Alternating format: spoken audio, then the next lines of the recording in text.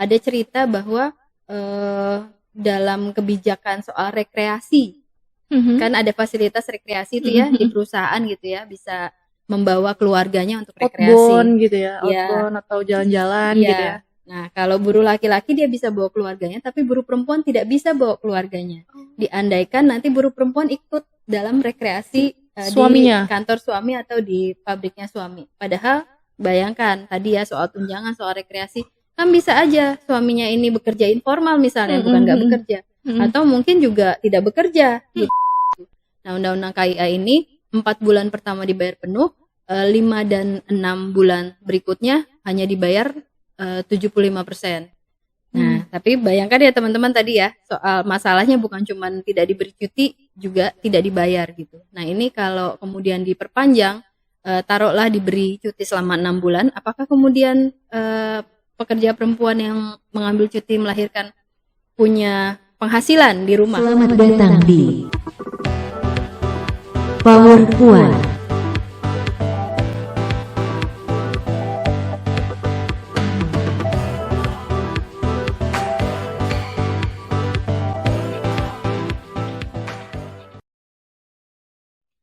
Hai Sobat Puan, kita ketemu lagi di podcast Power Puan bareng aku, Dede, dan juga aku nggak sendirian tentunya, sudah ditemani sama narasumber. Ini udah lirik-lirik narasumbernya yang pastinya udah oke, berpengalaman ya kan. Dan juga kece, Ini sudah ada Kak Dela. Halo Kak Dela. Halo Dek. Mungkin Kak Dela mau sapa Sobat Puan di rumah. Sobat Puan, salam kenal, aku Dela. Oke. Nah, ini sudah ada Kak Dela. Kak Dela ini adalah manajer program eksternal dari gajimu.com. Nah, apa tuh gajimu.com? Mungkin kita langsung tanya aja sama Kak Dela. Gajimu.com ini apa sih, Kak? Pertama-tama mau terima kasih ya sama Dede dan tim sudah mengundang gajimu.com di podcast ini. Sedikit memperkenalkan gajimu.com, kami lembaga organisasi non-profit yang bertujuan untuk mendorong gerakan perburuhan di Indonesia. Kami adalah bagian dari Wage Indicator Foundation. Wage Indicator Foundation di global juga sama, punya tujuan untuk mendorong gerakan perburuhan global. Wage Indicator punya sejumlah kantor di berbagai negara. Di Indonesia hadir dengan nama gajimu.com. Kami hadir berupa situs portal yang kalau teman-teman nanti ingin mencoba berselancar di dalamnya, teman-teman bisa melakukan cek gaji ya Dek. Jadi kalau kita baru masuk ke dunia kerja, kadang kan pengen tahu ya kisaran gaji sebagai jenis pekerjaan tertentu atau posisi jabatan tertentu berapa ya. Nah, di gajimu.com teman-teman bisa cek dengan jenis pekerjaan tertentu dan masa kerja tertentu itu gajinya berapa sih gitu. Kemudian yang bisa teman-teman lakukan di situs portal gajimu.com juga adalah mencari informasi soal hukum ketenagakerjaan. Kalau ngomongin hukum ketenagakerjaan ini hukum yang paling sering berubah. Upah minimum aja dalam 1 tahun itu ada 2 formula yang kemudian bisa berubah dengan cepat gitu ya. Nah, itu di situs gajimu.com kami menyediakan informasi soal hukum ketenagakerjaan itu. Dan yang juga kami lakukan adalah mempublikasi sejumlah data kondisi kerja di perusahaan garmen, tekstil, dan alas kaki. Jadi dalam 5 tahun ini gajimu.com menjalankan program bersama dengan Serikat Pekerja, Serikat Buruh, dan CSO untuk pekerja garmen, tekstil, dan alas kaki. Jadi di sana teman-teman bisa cari kondisi kerja teman-teman yang bekerja untuk sektor itu. Begitulah kira-kira soal gajimu.com. Ini penting banget nih. Penting banget buat Sobat Puan di rumah tahu ya. Soal apakah gaji kita tuh sudah dibayar layak gitu kan. Sama isu tenaga kerja. Ini hal yang sangat-sangat perlu kita bahas gitu ya. Nah, mumpung ada Kak Dela nih, mungkin kita bisa tanya-tanya kali ya soal sebenarnya kalau di Indonesia sendiri nih Kak konteksnya gitu kan kayak kalau kemarin-kemarin kayaknya sempat ada berseliweran gitu kan di sosmed tuh banyak yang ngebahas soal pekerjaan layak, terus juga diskriminasi yang terjadi gitu kan di di lingkungan kerja lah. Nah, ini pas banget nih. Mungkin Kak Dela juga bisa berbagi gitu kan. Kalau di Indonesia sendiri itu sebetulnya secara kebijakan tadi kan mungkin kebijakannya berubah-berubah gitu. Kalau sekarang kebijakannya seperti apa sih Kak soal ketenaga kerjaan? Apakah itu sudah cukup mengakomodir atau melindungi gitu hak-hak pekerjanya atau gimana? Kalau ngomongin kebijakan perburuhan, sebetulnya kebijakan perburuhan yang ada di Indonesia itu sudah cukup sudah cukup detail, rigid. Kalau dalam bahasa hukum rigid, dia mengatur semua hal-hal yang berhubungan dengan ketenaga kerjaan. Ambil contoh misalnya seperti upah minimum. Soal upah minimum ada formulanya, ada penentuannya. Kemudian di sana ada ketentuan, tidak ada satupun pekerja yang boleh dibayar di bawah upah minimum, karena itu adalah upah paling minimal untuk pekerja bahkan yang punya masa kerja di bawah 1 tahun gitu. Tapi kemudian masih terjadi pelanggaran. Kalau terjadi pelanggaran pun di sana sudah diatur. Perusahaan harus bayar denda ke pekerjanya. Begitu juga perusahaan bisa dilaporkan oleh pekerjanya. Ada mekanisme untuk pelaporan. Ada sanksi pidananya berupa penjara juga pidana denda gitu ya. Tapi kemudian tetap ada pelanggaran gitu. Nah ini masalahnya sih kalau kami lihat ya. Jadi bukan cuman ketiadaan aturan. Mungkin ada aturan di luar upah minimum yang juga belum diatur secara detail, tapi ada pun yang sudah diatur secara detail, tidak ada pengawasannya, atau tidak ada yang memaksa perusahaan untuk benar-benar menjalankan si aturan-aturan tersebut. Jadi ada aturannya juga belum tentu berlaku, tidak ada aturannya apalagi. Nah, tadi yang Dedek bilang soal diskriminasi, ini termasuk aturannya seperti azas aja gitu, azas. Jadi tidak boleh terjadi diskriminasi di tempat kerja, bahwa semua pekerja harus bekerja secara layak. Kemudian juga perusahaan tidak boleh melakukan berbeda gitu ya dalam hal upah, jabatan dan posisi seorang pekerja di perusahaan, semuanya udah ada azasnya, tapi ya tidak diatur secara detail. Ini bayangkan nih, aturan yang udah tertulis aja seperti itu, apalagi aturan yang sifatnya hanya azas gitu dan belum diatur secara detail atau rinci. Jadi sebetulnya pada akhirnya ini kebijakan tuh akhirnya kayak cuma nulis aja, tapi secara implementasi ternyata belum pernah adakah praktik baik lah misalnya dari implementasi ini. Sudah pernah ada perusahaannya disanksi atau semacamnya gitu Kak? Kalau ngomongin perusahaan yang disanksi, tentu ada gitu ya, ketika upah minimum tidak dijalankan. Jadi kalau di di perburuhan ada yang bersifat pidana misalnya yang tadi kita obrolin ya, ada sanksi pidana juga ada sanksi dendanya. Di kepolisian daerah tingkatan Polda itu ada namanya des perburuhan des perburuhan di Polda yang kita bisa melaporkan tuh pidana-pidana perburuhan di situ. Pidana perburuhan tadi yang seperti aku bilang sampaikan, upah minimum, begitu juga ketika kita tidak diberi cuti 3 bulan itu juga ada pidananya. Kemudian tidak dibayarkan selama cuti 3 bulan itu juga ada pidananya. Nah ini pidana-pidana seperti ini ada pelaporannya sebetulnya di Polda Metro Jaya. Kalau dalam pengalamanku mendampingi teman-teman serikat buruh, sudah ada laporan-laporan seperti ini. Laporan upah tidak dibayarkan, THR tidak dibayarkan, kemudian cuti hamilan tidak dibayar. Sudah ada laporan-laporannya, tapi kemudian hanya di tingkatan pelaporan, kemudian di tingkatan pengawasan. Jadi sebelum ke kepolisian itu ada dinas ketenagakerjaan yang harus mengawasi perusahaan-perusahaan yang melakukan pelanggaran. Jadi di tingkatan ini baru. Kalau yang kena pidana sih aku belum dengar informasinya ya, tapi dari dampinganku begitu deh. Jadi memang baru di tingkatan pengawasan sampai penindakan oleh pegawai pengawas di dinas ketenagakerjaan. Jadi sebetulnya kita sebagai pekerja itu punya hak juga dan bisa melaporkan ya ketika bisa ada hak-hak yang tidak dipenuhi gitu kan.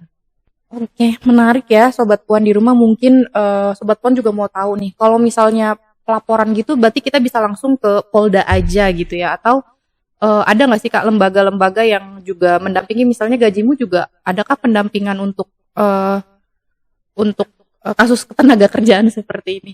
Tidak, kalau Gajimu kami lebih ke advokasi kebijakan, bukan advokasi kasus. Ada, tapi kalau teman-teman mengalami hal-hal yang seperti saya bilang tadi, ada juga organisasi-organisasi, terutama lembaga bantuan hukum itu kan buat lembaga bantuan hukum, kasus-kasus perburuhan ini adalah kasus-kasus yang sangat penting untuk diadvokasi ya, karena terjadi pada satu pekerja, walaupun individual ya kasusnya, misalnya tidak dibayar upahnya tadi satu pekerja, tapi artinya bisa kena ke pekerja yang lain, mungkin bukan pada saat itu tapi pada saat nanti. Makanya kasus-kasus perburuhan ini disebut sebagai kasus yang penting ya, walaupun individual tapi sebetulnya dia bersifat kolektif.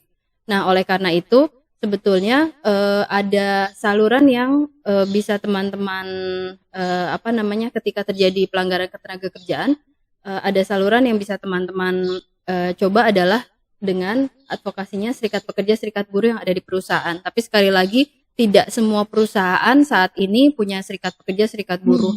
Kalau di dalam data keberadaan serikat pekerja, serikat buruh di perusahaan sangat minim, 10% saja gitu. Di semua perusahaan yang banyak di Indonesia ini hanya 10%-nya. Padahal keberadaan serikat ini penting. Jadi bukan cuma advokasi kasus, Dek. Yang didorong oleh Gajimu adalah supaya teman-teman serikat pekerja, serikat buruh ini ketika ada kasus gitu ya, dia tahu ada kasus, kemudian memang mengadvokasi kasusnya, tapi yang terpenting adalah membuat kebijakan untuk mencegah kasus-kasus yang serupa terjadi, yaitu dengan cara berunding dengan perusahaan dan kemudian membuat perjanjian kerja bersama. Jadi di perusahaan itu ada namanya perjanjian kerja bersama. Ini aturan yang bisa dibuat oleh manajemen perusahaan juga dengan serikat pekerja, serikat buruhnya. Jadi walaupun tidak ada di dalam aturan, tapi bisa diatur sendiri di perusahaan dalam perjanjian kerja bersama itu. Nah, PKB bahkan bisa membuat aturan-aturan yang tadinya ada di undang-undang tapi kurang rinci, akhirnya dirincikan di dalam PKB. Jadi ini manfaatnya sangat besar sekali si PKB ini. Nah, ini menurut kami strategis sekali gitu ya, ketika advokasi kasus maupun advokasi kebijakan ini dilakukan oleh serikat pekerja, serikat buruh kita. Maka penguatan terhadap serikat pekerja, serikat buruh ini sangat penting dilakukan oleh berbagai pihak. Jadi sebetulnya sebagai pekerja juga kita punya hak untuk berserikat tadi ya, dan juga sebetulnya untuk mengupdate informasi dan juga support lah ya gitu terhadap pekerjaan, kayaknya kita perlu juga ikut berserikat gitu ya kayak. Nah, tadi Kak Dela tuh sudah mention soal cuti 3 bulan nih. Ini ada kaitannya soal perempuan ya, maternity gitu ya. Kan sekarang tuh udah ada loh Kak, undang-undang KIA, Kesejahteraan Ibu dan Anak yang baru. Kalau tadi Kak Dela bilang cuti 3 bulan dan sudah ada undang-undang yang baru sekarang, itu seperti apa? Ini hal baikkah atau sebetulnya yang dulu bagaimana implementasinya? Jadi sebelum jawab pertanyaan itu, aku mau buka datanya Gajimu. Jadi kami, seperti aku bilang tadi, ada program dalam 5 tahun ke belakang untuk melakukan pemantauan kondisi kerja di perusahaan tekstil, garmen, dan alas kaki. Di tahun 2022 kami melakukan survei di 149 pabrik. Mengatakan di sana dilaporkan ada 8 pabrik yang tidak memberikan cuti kehamilan 3 bulan ya. 3 bulan untuk pekerja perempuan yang hamil. Bahkan dari 149 pabrik itu ada sekitar 4 pabrik yang kemudian melakukan pemecatan kepada perempuan yang hamil. Tahun 2023 kami kembali ke pabrik, tapi pabriknya berbeda di wilayah yang sama, DKI Jakarta, Banten, Yogyakarta, Jawa Tengah, dan Jawa Barat, ke 100 pabrik yang beda ya dengan tahun 2022. Di 2023 temuannya sama, 100 pabrik, 8 pabrik tidak memberikan cuti kehamilan, dan 3 pabrik melakukan pemecatan kepada perempuan yang hamil. Ini kondisinya kayak gini ya, dengan cuti 3 bulan yang udah ditetapkan oleh Undang-Undang Ketenagakerjaan, sekarang udah diubah dengan Undang-Undang Cipta Kerja. Nah, kemudian tadi Dede bilang muncul Undang-Undang KIA, baru aja diundangkan, baru punya nomor 4 tahun 2024, namanya Undang-Undang Kesejahteraan Ibu dan Anak dalam 1000 hari pertama kelahiran, katanya begitu. Dan dia memperpanjang cuti yang tadinya 3 bulan menjadi 3 bulan berikutnya untuk kondisi khusus. Yang dibilang kondisi khusus itu kalau ada gangguan kehamilan, ada komplikasi dan sebagainya. Ini bayangkan tadinya 3 bulan aja kondisinya seperti itu. Sekarang diperpanjang menjadi 6 bulan dengan ketentuan selama 3 bulan. Kalau di aturan lama kan 3 bulan itu pekerjanya harus dibayar ya. Jadi bukan hanya diberi cuti tapi juga harus dibayar di rumah kan, tapi dibayar penuh gitu. Nah, undang-undang KIA ini 4 bulan pertama dibayar penuh, 5 dan 6 bulan berikutnya hanya dibayar 75%. Nah, tapi bayangkan ya teman-teman tadi ya, soal masalahnya bukan cuma tidak diberi cuti, juga tidak dibayar gitu. Nah, ini kalau kemudian diperpanjang, taruhlah diberi cuti selama 6 bulan, apakah kemudian pekerja perempuan yang mengambil cuti melahirkan punya penghasilan di rumah gitu? Ini kan juga menjadi tanda tanya ya, walaupun sudah ada aturannya. Siapa yang mau bayar?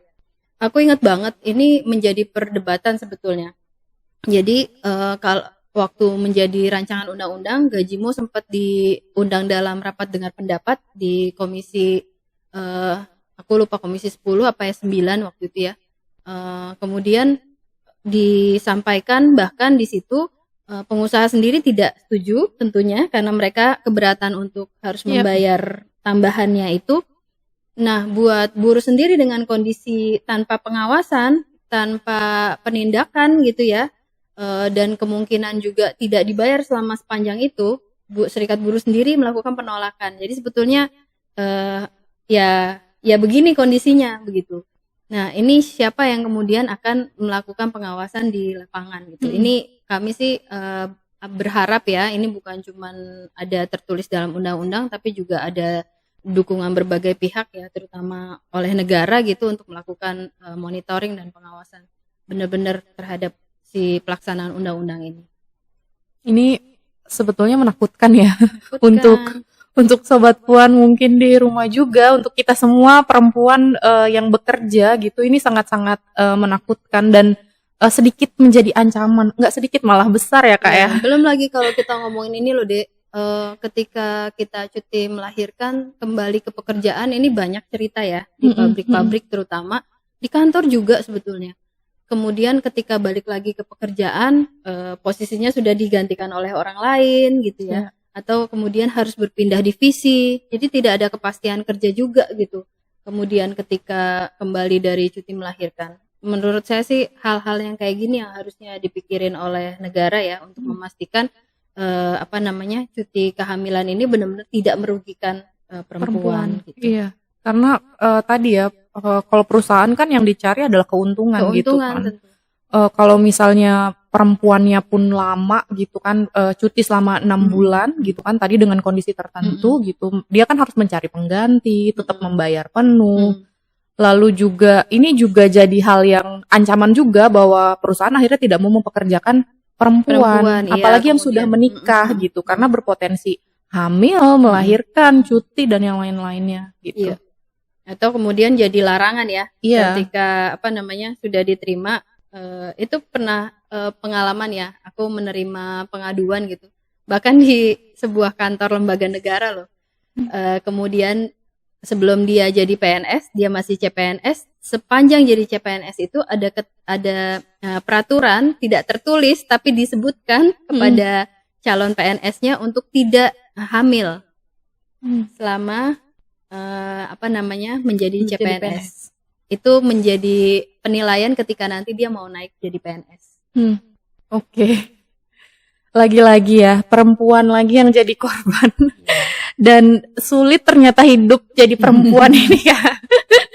Oke, tadi Kak Dela juga udah ini sih, cerita soal maternity ini, itu kan sebetulnya hal yang bagian atau salah satu hal yang mendiskriminasi perempuan gitu kan, termasuk kebijakannya sendiri gitu ya Kak gitu. Ada nggak sih Kak hal-hal lain yang mungkin Kak Dela bisa sharing soal ternyata diskriminasi gender itu juga tidak hanya di maternity aja. Ada nggak hal lain yang mungkin soal diskriminasi terhadap gender ya, terutama di lingkungan pekerjaan? Yang paling mengemuka itu posisi dan jabatan ya. Jadi tadi seperti aku bilang, sebetulnya kalau kekerasan di tempat kerja ini kan ada yang berupa pelanggaran hak pekerja, tapi ada juga yang berupa diskriminasi atau perlakuan tidak adil. Nah, ini di perlakuan tidak adil ini yang paling banyak terjadi adalah soal penempatan perempuan pada posisi dan jabatan tertentu. Jadi dia bisa seperti yang aku bilang tadi, gajimu banyak bekerja saat ini pada sektor tekstil, garmen, dan alas kaki. Kalau dalam data sih sebetulnya perempuan yang bekerja pada sektor ini sekitar 60%. Tapi ada di terutama di perusahaan-perusahaan sektor garmen ya. Kalau tekstil biasanya mayoritas laki-laki. Garmen itu ada satu perusahaan yang bisa sampai 80%-nya adalah perempuan. Mayoritas sekali kan ya, 80%-nya.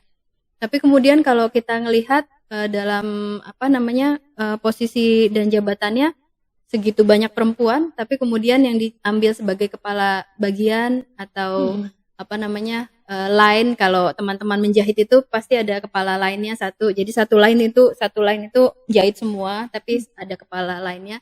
Nah, itu juga biasa laki-laki. Jangankan pada bagian kerja, pada kepengurusan serikat pekerja, serikat buruh saja gitu. Kita lihat gitu ya di perusahaan yang 80%, 90% mayoritas perempuan, tapi begitu ngelihat struktur kepengurusan serikat pekerja, serikat buruhnya, laki-laki semua. Walaupun ditempatkan perempuan itu biasanya pada komite perempuan atau pada jabatan-jabatan yang bilangnya itu membutuhkan ketelitian, bendaharanya, sekretaris, penulis dan sebagainya gitu, asistennya gitu. Nah itu yang terjadi ya pada posisi dan jabatan. Begitu juga yang paling mengemuka adalah kekerasan ekonomi ya, yang didiskriminasi dan atau perlakuan tidak adil ini, kekerasan ekonomi yang mengemuka. Misalnya pada tunjangan gitu. Tadi kan kita ngomongin jabatan udah pasti berhubungan langsung sama sejumlah tunjangan dan kompensasi yang harus diterima oleh pekerja. Nah, ketika dia jabatannya menjadi jabatan rendah, tentu aja dengan kompensasi yang rendah. Nah, di tunjangan ini biasa ada tunjangan keluarga, salah satunya begitu. Nah, buruh perempuan ini dianggap dia punya suami yang juga bekerja, yang di kantornya itu atau di pabriknya itu pasti mendapatkan tunjangan keluarga. Jadi nggak perlu lagi si perempuan mendapatkan tunjangan keluarga gitu. Jadi ada di beberapa tempat yang kami lakukan pemantauan itu tidak memberikan tunjangan keluarga untuk buruh perempuan. Hanya untuk buruh laki-lakinya.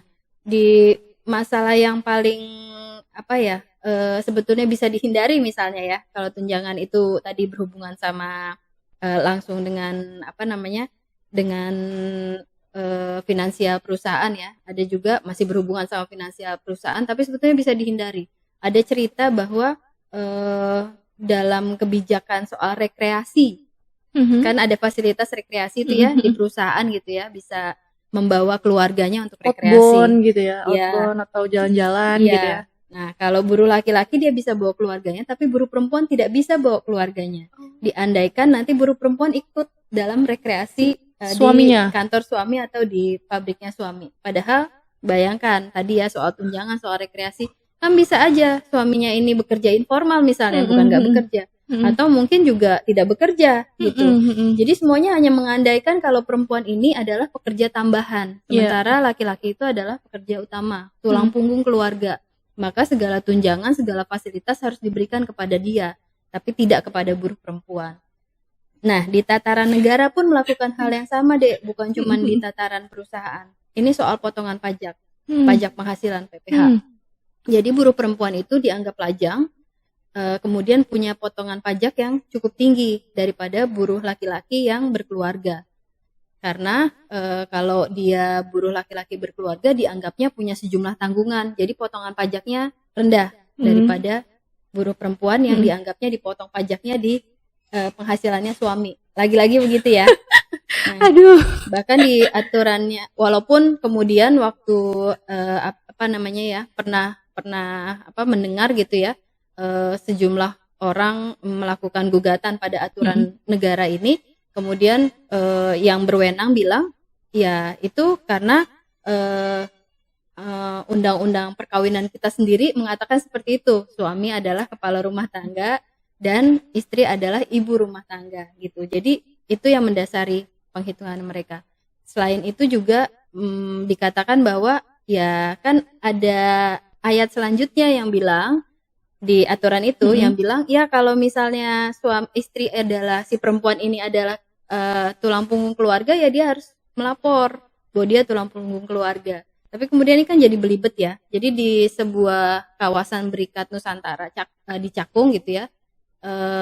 Saya pernah dengar ceritanya gitu ya. Ada seorang buruh perempuan yang kemudian karena suaminya tidak bekerja, dia mau coba untuk pakai ayat itu bahwa saya bisa melaporkan sebagai tulang punggung keluarga dengan cara melapor. Itu dia cara melapornya adalah lewat RT, RW, kelurahan. Bayangkan. Lagi. Dan dia bilang ini seperti saya kok seperti sedang membuka aib keluarga ya dengan mengatakan suami tidak bekerja.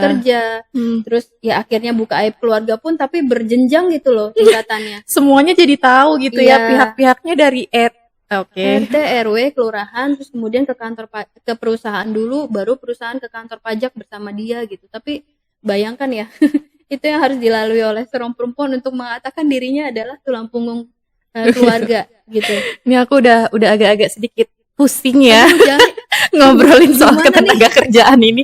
Ternyata kayak aduh Kak gitu ya. Karena ternyata wah luar biasa banget gitu. Apa namanya? Kebijakan pemerintah ini dibuat atau peraturan tenaga kerja ini berdasarkan konstruksi sosial dan budaya di mana perempuan di rumah, laki-laki bekerja gitu. Bukan sebagai melihat dia sebagai manusianya yang bekerja gitu, tapi kayak kenapa kebijakannya berdasarkan konstruksi sosial? Gitu. Ini gitu pusing. Nih Kak Dela dari tadi sudah membeberkan. Sebenarnya aku pengen tanya soal jadi apakah pekerja perempuan dan laki-laki itu punya hak sudah mendapatkan hak yang setara? Ternyata tidak. Ini jauh ya. Tadi Kak Dela malah membeberkan wah itu semuanya sudah jelas pekerja perempuan itu tidak mendapatkan hak yang setara ya. Dengan contoh yang wow tadi gitu. Mungkin ini lebih spesifik gitu ya kayak kalau perempuan itu kan juga rentan mengalami kekerasan seksual. Nah ini tadi ya udah soal maternity, soal upah, soal dan yang lain-lain. Mungkin juga soal kekerasan seksual gitu Kak. Ini kan juga banyak ya terjadi. Kalau di pemantauannya gajimu nih gitu, seperti apa sih kekerasan seksual di lingkungan kerja ini? Nah tadi balik lagi ya Dek ke survei kelayakan kerja yang dilakukan oleh Gajimu di perusahaan tekstil, garmen, dan alas kaki. Tadi tahun 2022 kami ke 149 pabrik. Nah, kami ada pertanyaan di dalamnya itu, apakah dalam 1 tahun pernah terjadi pelecehan seksual. Jadi langsung ya ke pelecehan seksual. Nah, yang terjadi adalah hasil datanya menemukan ada 6 pabrik terjadi dalam 1 tahun ya, dalam 1 tahun antara 2021 dan 2022 ketika terjadi survei. Di 2023 ke 100 pabrik, 100 pabrik itu mengatakan ada 4 pabrik yang dalam 1 tahun terjadi pelecehan seksual. Jadi itu kondisinya ya. Kondisi lainnya atau data lainnya itu aku bisa buka data, ini data lama tapi cukup menarik ya, 2017 yang dilakukan oleh Federasi Buruh Lintas Pabrik bersama dengan Perempuan Mahardika. Jadi mereka melakukan survei ke sekitar 700 lebih pekerja perempuan di kawasan Berikat Nusantara Cakung. Jadi 700-an pekerja itu setengahnya mengatakan mengalami kekerasan seksual. Macam-macam bentuknya, yang paling banyak adalah verbal dan kemudian fisik. Menariknya 700-an pekerja perempuan, setengahnya 300-an lebih itu bilang mengalami dua-duanya, verbal juga, fisik juga. Nah kemudian ketika dilihat hasilnya siapa sih pelaku yang melakukan kekerasan seksual ini, muncul data bahwa yang paling banyak melakukan adalah mekanik kemudian operator. Jadi ceritanya nih, aku waktu dengar cerita itu bergidik ya, merinding gitu ya. Jadi teman-teman surveyor yang melakukan pencarian data tuh waktu launching aku ada di sana mereka cerita kalau alat kerjanya itu, mesinnya itu rusak. Itu udah stres duluan tuh teman-teman perempuan yang yang menggunakan si mesin itu, karena mereka harus panggil mekanik. Sementara mekaniknya itu suka pegang-pegang. Ketika dia ngebetulin alatnya itu dia sambil pegang-pegang. Kalau pekerja perempuannya berdiri menjauh gitu ya, dia juga nggak mau ngerjain. Kasih tahu mana yang rusak gitu, hanya untuk dipegang-pegang. Nah, bahkan terjadi ya ada seorang pekerja perempuan yang kemudian trauma tidak mau panggil mekanik. Padahal ketika dia tidak memanggil mekanik atau mekaniknya tadi ogah-ogahan ya, itu kan memotong jam kerjanya. Padahal di dalam jam kerja itu dia punya target. Artinya dia tidak memenuhi target kalau tidak selesai atau cepat beres itu mesinnya bagus lagi gitu ya. Artinya ada target yang nggak terpenuhi. Tapi karena trauma, teman perempuan ini dia biarkan aja, mendingan saya nggak dapat target daripada saya dipegang-pegang. Nanti yang akan melaporkan mesin rusak adalah yang shift selanjutnya, pekerja shift selanjutnya gitu. Artinya satu harian itu ketika alat kerjanya nggak bisa dipakai, ya udah dia mendingan pasrah aja daripada mengalami itu. Ini cukup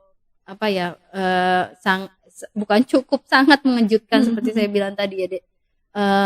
Bagaimana teman-teman perempuan tuh harus mengalami begini tanpa ada yang menghentikan gitu. Yang pelakunya bukan juga terlalu punya posisi yang cukup di atas gitu ya, tapi rekan kerja sendiri kan nih artinya. Nah, yang selanjutnya juga selain operator dan mekanik, itu pelakunya adalah itu tadi ya, yang punya jabatan cukup tinggi. Jadi memang kondisinya kekerasan seksual di tempat kerja, di lingkungan kerja ya masih terjadi, masih seperti inilah gitu.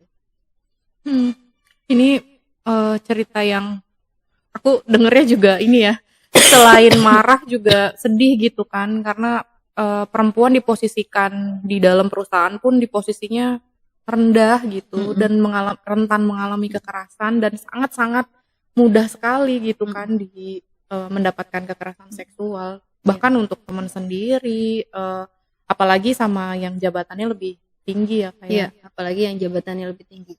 Nah, kalau ngomongin aturan sebetulnya soal kekerasan seksual, kita kan punya undang-undang tindak pidana kekerasan seksual di baru-baru ini 2022. Kemudian di 2023 sebetulnya ada aturan baru nih, Dek. Keputusan Menteri Tenaga Kerja 2023 itu yang bicara soal pencegahan dan penanganan kekerasan seksual di tempat kerja. Ini aturan baru 2023 tadi ya, dan dia itu cukup banyak menyebut-nyebut undang-undang TPKS sebagai payung hukum, kemudian dia muncul gitu untuk tempat kerja gitu. Nah, dia mengakomodir ada 9 bentuk kekerasan kekerasan seksual seperti undang-undang TPKS, tapi dia bilang di situ yang paling banyak terjadi di perusahaan 3, di tempat kerja ada 3, yaitu kekerasan fisik, kekerasan non fisik, sama kekerasan berbasis elektronik. Kekerasan berbasis cyber itu ya, gender online misalnya gitu. Nah, ini 3 ini yang disebut-sebut oleh si Kemenaker ini. Aturannya juga cukup baik ya. Jadi dia menyebut tempat kerja itu, kalau kita kan menyebut tempat kerja ya berarti harus terjadi di kantor, harus terjadi di pabrik, di perusahaan gitu. Dia enggak. Dia menyebut yang tempat kerja dan yang berhubungan dengan pekerjaan. Jadi andaikan kita jurnalis, kita sedang liputan kena kekerasan seksual, yaitu berhubungan dengan pekerjaan. Atau misalnya teman-teman marketing gitu ya, biasanya kan kalau nawarin jasa gitu dia di luar gitu, janjian di luar, tidak di dalam kantor. Nah, itu juga berhubungan dengan pekerjaan. Jadi bisa saja terjadi oleh pihak ketiga ya artinya ya, bukan cuman oleh orang yang ada di lingkungan kerja.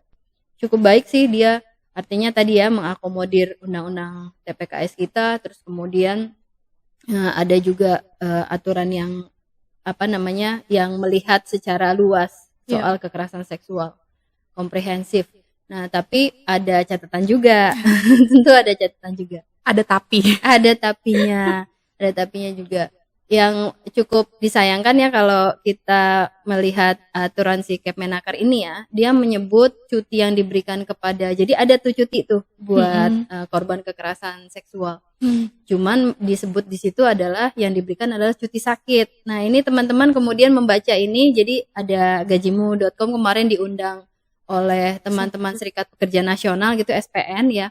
Kemudian kami coba untuk buka si Kepmenaker ini. Teman-teman bilang, Mbak, kalau saya dibilang mendapat cuti sakit, itu cuti sakit juga penilaian loh. Nanti untuk naik jabatan sebagainya itu dilihat cuti sakit. Kalau saya dapat harus mengambil cutinya itu adalah cuti sakit, artinya nanti ada berhubungan sama penilaian gitu.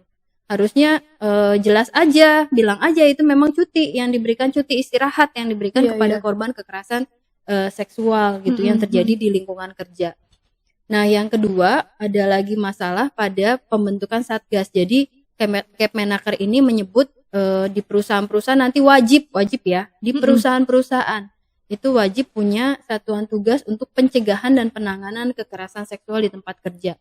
Nah, tapi kemudian kalau cari detail soal satgas ini kita nggak akan ketemu, karena mudah-mudahan ya nanti akan muncul ya aturan untuk pelaksananya. Karena kan kalau ngomongin kerjanya satgas yang muncul di Kepmenaker itu, dia mulai dari edukasi, mulai dari kampanye, mulai dari mekanisme pengaduan, menerima pengaduan ya, sampai penanganan itu adalah tugasnya satgas.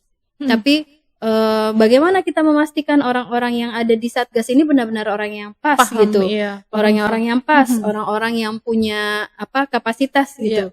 Bagaimana dengan pelatihannya? Kan kita tahu ya penerima pengaduan tuh nggak sembarangan. Ya, lagi-lagi. Iya, untuk tahu rekrutmennya juga harus ketat. Tapi di situ kan tidak mengatur soal itu. Jadi di situ bilangnya ya, jadi kalau di perusahaan tuh biasanya ada lembaga kerjasama bipartitnya, LKS bipartit.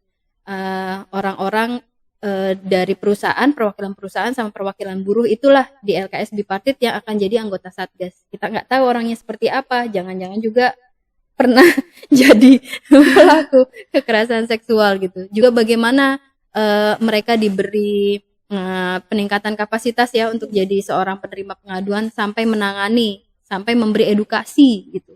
Nah ini yang luput dari si Kepmenaker ini. Jadi teman-teman juga minta itu untuk negara perjelas deh yang dimaksud satgas itu siapa yang bisa duduk di posisi penting itu sebagai satgas gitu. Nah yang selanjutnya itu juga ada masalah ya pada layanan yang diberikan. Jadi kalau ketika terjadi kekerasan seksual bisa ditangani di tingkat perusahaan oleh si satgas ini. Kemudian juga nanti kalau di tingkatan lebih tinggi, dinas ketenagakerjaan bisa bisa ikut terlibat juga.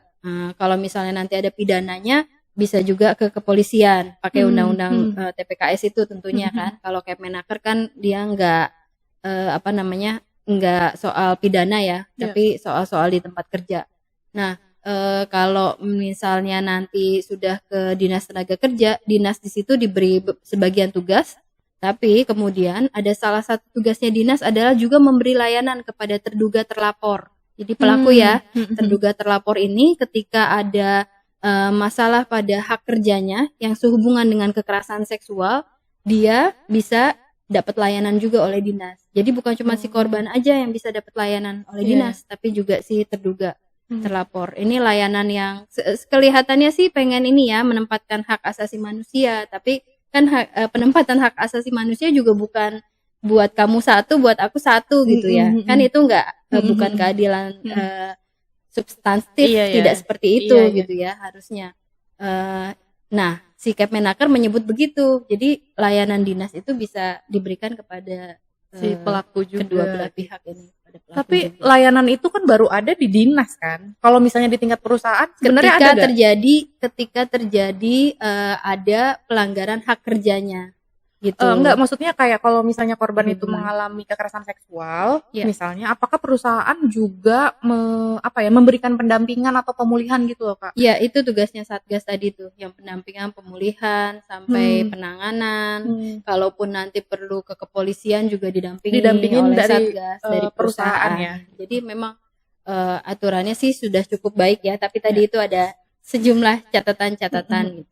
Dan lagi-lagi ini soal implementasi kebijakan. Implementasi kita belum tahu mana. Iya, belum pernah dengar sih ada yang tapi kemarin waktu ngomong sama Komnas Perempuan ya, jadi program yang dijalankan oleh gajimu.com ini kami melakukan audiensi dengan Komnas Perempuan, termasuk salah satunya membahas soal Kepmenaker 88 ini, 88 tahun 2023. Komnas Perempuan sih menyebut ini informasinya dari Kementerian Tenaga Kerja ya. Di sejumlah perusahaan sudah berdiri sih satgas-satgas ya, tapi kita belum tahu seperti apa. Sementara ini sih yang menangani, yang kami tahu ya di lapangan cukup intens soal zero tolerance kekerasan berbasis gender, termasuk di dalamnya adalah kekerasan seksual, itu adalah teman-teman serikat pekerja, serikat buruh gitu. Jadi teman-teman udah bikin pojok pengaduan, teman-teman udah bikin mekanisme penanganan sampai waktu itu yang aku tahu ya, ini cerita dari teman-teman serikat buruh garment tekstil, Gartex, ya, KSBSI gitu ya. Bahkan ketika terjadi pada keluarganya pekerja gitu ya, ada anak pekerja yang mengalami kekerasan seksual berupa perkosaan gitu ya, serikat pekerja serikat buruhnya turun untuk ikut mendampingi. Jadi artinya emang udah dilakukan nih sama serikat pekerja serikat buruh dengan apa yang ada padanya gitu, sudah mulai melakukan advokasi untuk kekerasan seksual. Itu udah bagus ya, secara isu memang kayaknya kekerasan seksual juga udah mulai naik gitu ya, dan banyak orang-orang yang udah mulai paham kan. Tapi itu lagi-lagi tetap aja kadang di dalam perusahaan itu kan, nah ini nih mau nanya juga, gimana kalau misalnya si pekerjanya ini dapat kekerasan seksualnya dari orang yang jabatannya lebih tinggi tadi itu loh Kak. Karena kan banyaknya tuh kayak kalau yang punya kuasa biasanya kan diancam juga kan, ada ancaman pasti bahwa dia nanti akan kehilangan pekerjaan. Belum lagi kalau lingkup kerjanya itu misalnya kecil, nggak perusahaan besar gitu loh. Kayak pekerja rumah tangga misalnya, itu kan juga lingkup kerjanya kecil gitu kan Kak. Nah itu seperti apa Kak? Kalau misalnya ada terjadi kekerasan seksual yang dilakukan oleh atasannya. Atasannya. Kalau untuk pekerja lingkup kecil atau tadi Dede bilang PRT, tentu aja ya cari lembaga layanan ya, lembaga layanan perempuan gitu yang menangani kasus-kasus seperti ini. Tapi kalau di pabrik-pabrik perusahaan besar, memang kalau gajimu.com selalu dorong keberadaan serikat pekerja serikat buruh. Mereka nih seperti tadi yang aku bilang. Kalau mau dengar tadi kan kita dengarnya keputusasaan ya, kasus-kasus masalah-masalah. Tapi sebetulnya serikat pekerja serikat buruh sudah mulai kok, bukan cuman mekanisme untuk menanganinya, tapi juga mekanisme untuk mencegahnya gitu. Nah, kalau terjadi kekerasan oleh relasi kuasa yang lebih tinggi itu, serikat pekerja serikat buruh juga sudah punya, ya ini di beberapa serikat pekerja serikat buruh di perusahaan yang aku tahu ya, sudah mulai melakukan advokasi gitu ya. Ya mereka sudah punya tempat untuk melakukan pengaduan. Jadi kalau kalau pengaduan itu kan yang terpenting mekanismenya juga siapa yang terima orangnya, terus pencatatan pengaduannya seperti apa, bagaimana menjaga kerahasiaan, jangan sampai nih jadinya gosip gitu kan ya, korban yang nggak tertangani tapi gosipnya lebih kencang daripada penanganannya gitu. Siapa yang diberi yang diberi akses untuk melihat pengaduan secara rinci, terus kemudian siapa yang kemudian punya tugas untuk melakukan advokasi itu artinya juga menyampaikan kepada perusahaan ya ketika terjadi. Nah ini memang kalau di perusahaan-perusahaan besar sih harapannya memang serikat pekerja itu ya. Jadi lakukan pengaduan kalau terjadi hal-hal seperti ini. Karena yang penting sekali lagi itu ya, kalau dalam penanganan sebuah peristiwa atau kasus itu bukan hanya si peristiwa satu ini aja yang kita tangani, tapi kemudian peristiwa ke belakang yang mungkin terjadi. Jadi keberulangan tuh. Keberulangan yang harus dicegah. Nah, cara mencegahnya itu adalah aturan-aturan yang harus dibuat sebelum terjadi. Tapi memang kasus-kasus gini bisa jadi pintu masuknya, pintu masuk untuk melakukan advokasi. Jadi di kasus-kasus seperti ini dibuka gitu ya. Tadi ada pengaduan dari korban yang berani melapor, kemudian dibuka untuk berunding dengan perusahaan. Lainnya kalau memang tidak ada serikat pekerja serikat buruh gitu ya, selain ke serikat pekerja juga sebetulnya ini programnya KPPA ya, untuk di area industri sama area perkebunan gitu ya, bisa didirikan rumah perlindungan pekerja perempuan RP3. Nah, itu kalau di kawasan-kawasan industri udah berdiri tuh. Nah, ini kayak jadi kalau satu kawasan industri disediakan satu tempat, satu bilik kayak bilik untuk pengaduan gitu. Itu bisa teman-teman pekerja bisa datang ke situ.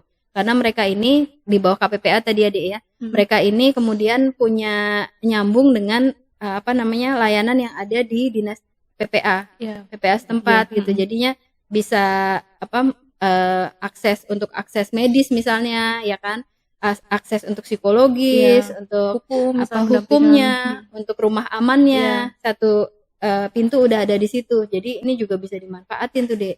Mereka juga kalau ngomongin KPPA kan ada layanan SAPA 129 itu ya. Nah, SAPA 129 ini juga bisa digunakan untuk jadi teman korban gitu ya, untuk mendampingi kasus-kasusnya korban gitu.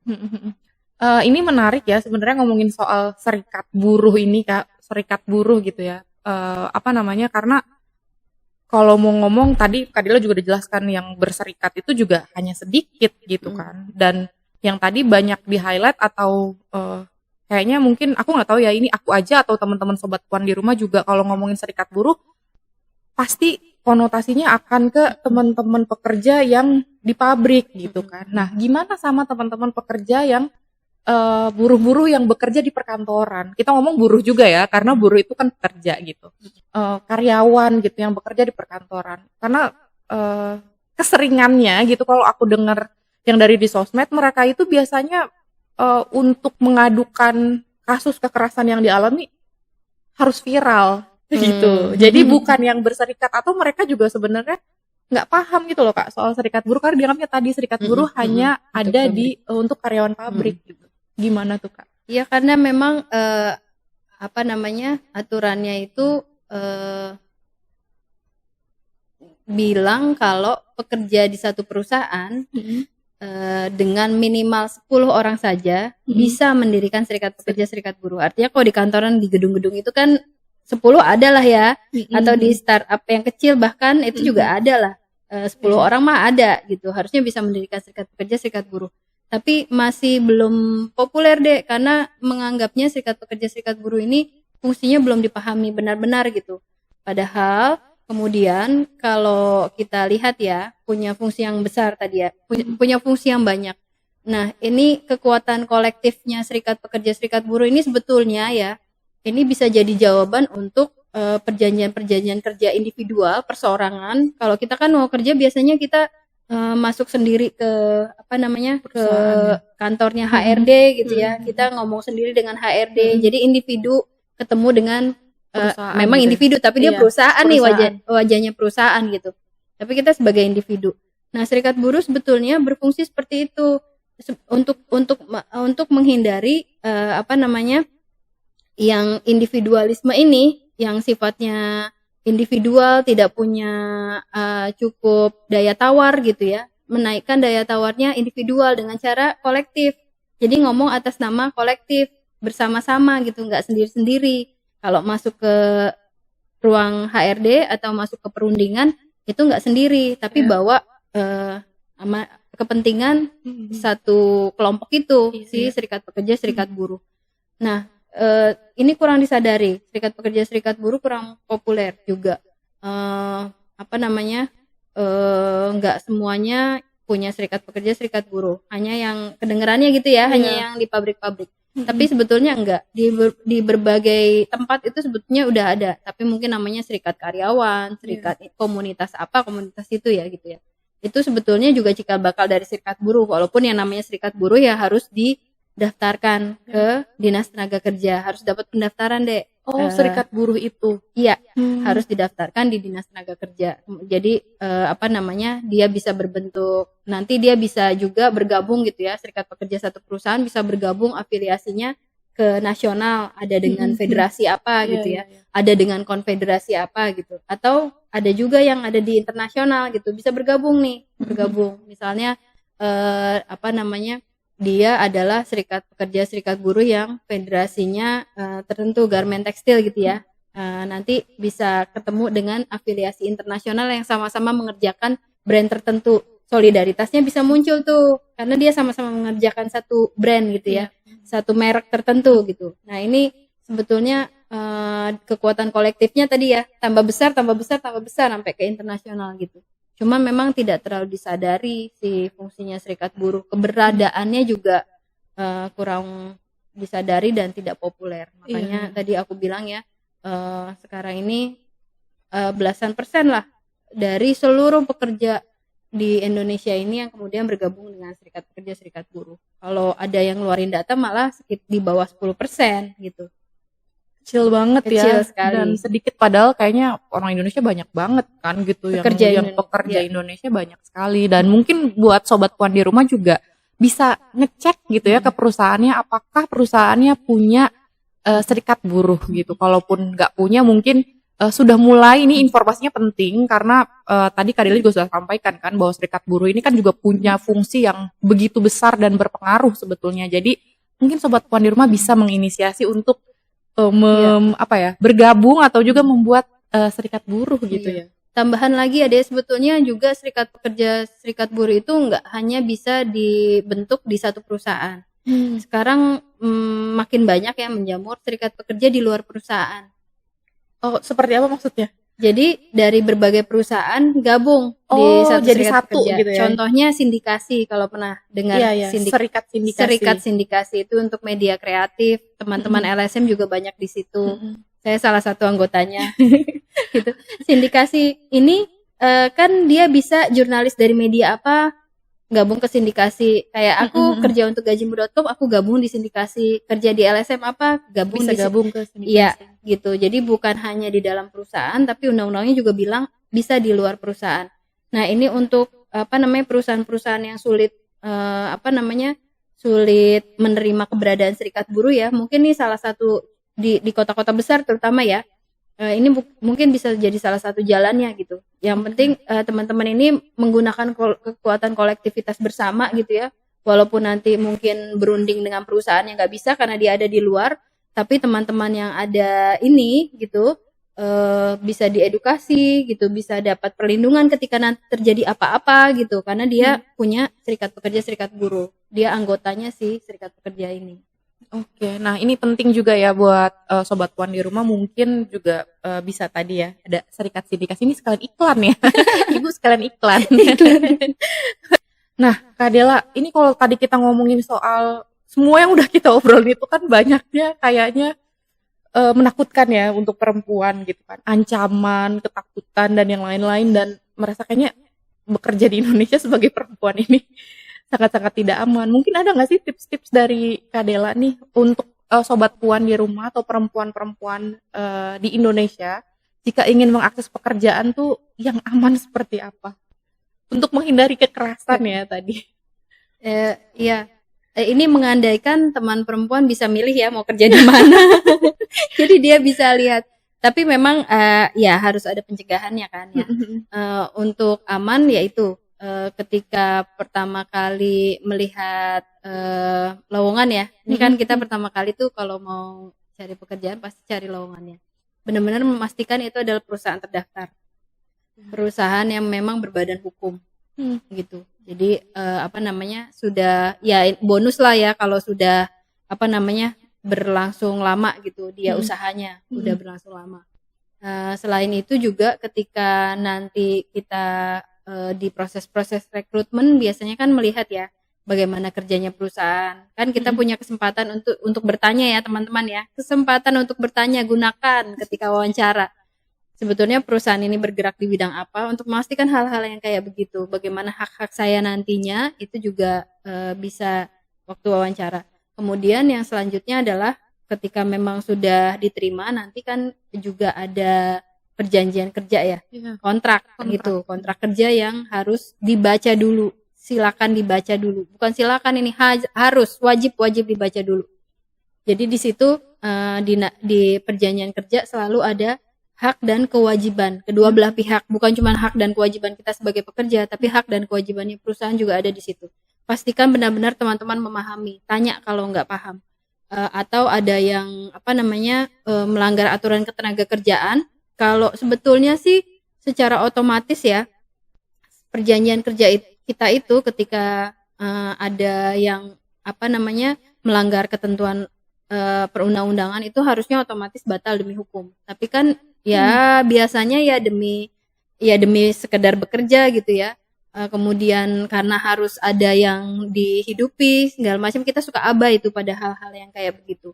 Jadi pastikan benar-benar dibaca, tidak ada yang bertentangan dengan peraturan perundang-undangan, dengan norma-norma juga begitu ya. Kemudian bisa bertanya kepada perusahaannya. Dan kemudian yang juga cukup penting ya ketika bekerja, menurut saya kekuatan kolektif pekerja tadi, balik lagi ke serikat pekerja serikat buruh ya, bergabung deh ke serikat pekerja serikat buruh. Jangan tunggu kita dapat masalah, dapat kasus, bahkan kita sebagai perempuan itu ini banyak cerita ya Dek ya, banyak cerita perjanjian kerja bersama tadi tuh aturan yang bisa dibuat di perusahaan kadang itu abai pada hak-hak perempuan. Tapi kemudian ketika di tim perunding artinya yang masuk ke tim perunding biasanya pengurus serikat pekerja serikat buruh, tim perundingnya ada perempuan, biasanya itu lebih lebih aware sama kebutuhan perempuan. Kemudian bisa masuk ke dalam perjanjian kerja bersama ini, aturan di perusahaan. Makanya artinya keberadaan kita di organisasi ini penting ya. Sebaiknya sih teman-teman ambil organisasi ini sebagai jalan ya untuk mengadvokasi, melindungi diri gitu, melindungi diri dan melindungi teman-teman. Jadi kalau bersentuhan dengan serikat pekerja serikat buruh gitu ya, yang pengurusnya adalah perempuan, saya suka nanya aku suka nanya, kenapa sih mau jadi pengurus perempuan padahal kan punya anak gitu ya, rapat-rapat serikat pekerja biasanya malam hari, terus berjam-jam, kalau ikut pelatihan harus berhari-hari gitu ya, kenapa tetap mau? Nah jawaban mereka adalah karena tidak ada yang akan membawa masalah perempuan kalau bukan saya, gitu. Jadi memang betul. Ya teman-teman perempuan sudah punya kesadaran itulah sebetulnya ya, sudah punya kesadaran itu, maka aku bilang kalau untuk aman bahkan untuk melindungi yang lain, sebaiknya teman-teman punya aktivitas di keserikat buruhan. Iya, oke. Nah, itu tadi Sobat Puan tips and triknya dari Kak Dela ya untuk memastikan perusahaan itu terdaftar tadi. Dan juga ini penting banget nih, kayaknya ini tuh yang penting jangan lupa berserikat. Ini pesannya Kak Dela, jangan lupa berserikat. Nah, oke Kak Dela, terakhir nih Kak Dela, ini kayaknya kita nggak kerasa ya udah ngobrol panjang lebar, agak pusing-pusing dikit sama obrolannya. Ini terakhir kali ya Kak, apa sih yang saat ini sedang diperjuangkan oleh Gajimu? Ya, jadi dari tadi udah ada dalam pembicaraan kita ya. Kami memang punya cita-cita serikat buruh kita kuat, serikat buruh kita bisa berunding gitu.